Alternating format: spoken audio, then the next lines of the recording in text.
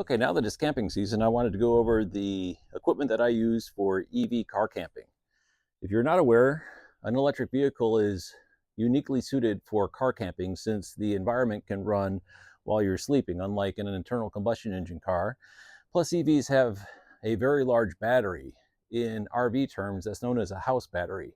But the battery in EVs dwarfs any RV house battery by many fold.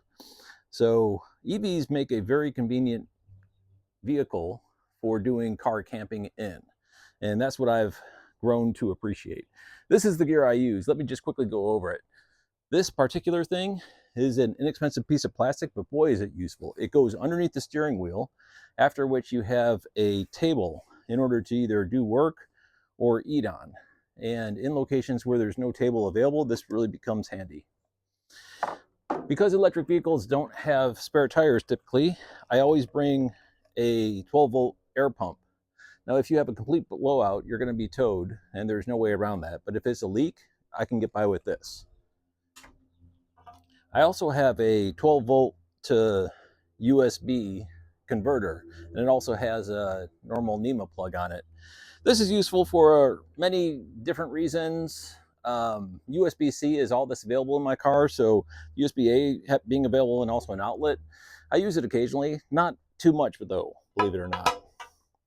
These are lamps, and they also have the ability to charge a USB, so they can be a USB battery backup as well. They're very handy, very bright. This one works in the car because it's magnetic, and it can snap onto any metal surface that you find, and I've got one in my car that it works perfectly in. For cooking, I've got a 5-gallon container that has a spout. This works really good for cleaning dishes, and the burner that I use uses standard propane tanks, and then the burner just screws right onto it, and then it has a stand. This makes it very easy to use and very convenient. Very few moving parts, very dependable. You never have a problem with it. I also have this percolator coffee pot, which makes coffee and it also heats water. I'll get to that in just a second. And then cast iron skillet. I basically cook everything in a cast iron skillet. I'm not a big fan of starting a campfire for several reasons. One, it requires hauling wood. The smoke gets onto your skin and into your clothes, which some people like, some people don't. I'm impartial, but if I could avoid it, I do. And it takes too long. This, you just start right up. You know, you're cooking in the space of 3 seconds.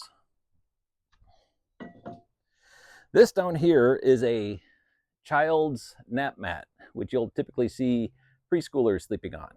Those nap mats are typically 1-inch thick of foam. They also come in an optional 2-inch thick foam, which is what this is because I'm not a preschooler. And it unfolds. You can see it's very compact. The other nice thing about nap mats is they don't deflate. So nothing's more frustrating than being out camping and having a small hole perforate an inflatable air mattress and all of a sudden it starts to deflate.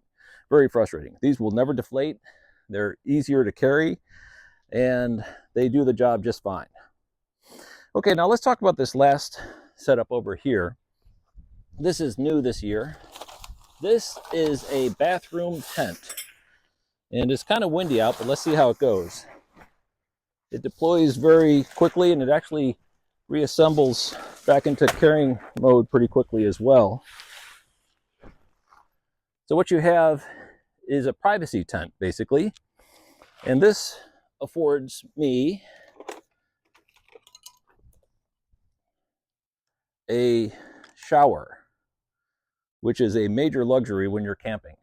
This is charged via USB and drops into water as a pump. And then this is the shower head. This is off, and then this is on. And then you can take a shower. Now the pump isn't very strong, so you basically have to have your water source basically at the same height as the shower head. It's a little frustrating, but it's easy to get used to. That works good. And lastly, the portable toilet with flushable wipes. So what I normally do is I put this in here and it becomes kind of like an outhouse. It has bags that it comes with that you discard when you leave the campsite at the closest garbage can. Most campsites have them somewhere. And then I take that out when I'm taking a shower, and then I put in an aluminum table, and then I'll use that table to put my shampoo and things on, and the water for the shower. When I want to take a shower, I fill this up with water, and then I'll heat it up. And that way I could have a hot shower.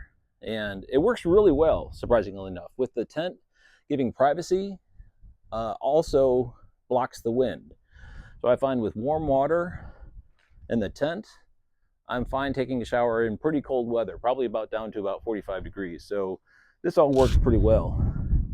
Anyway, I just started a new YouTube channel called EV Car Camping, and the debut video will be linked down below in the description. Now, it's not EV specific, it's more camping specific, but if that's your thing, feel free to go over and take a look.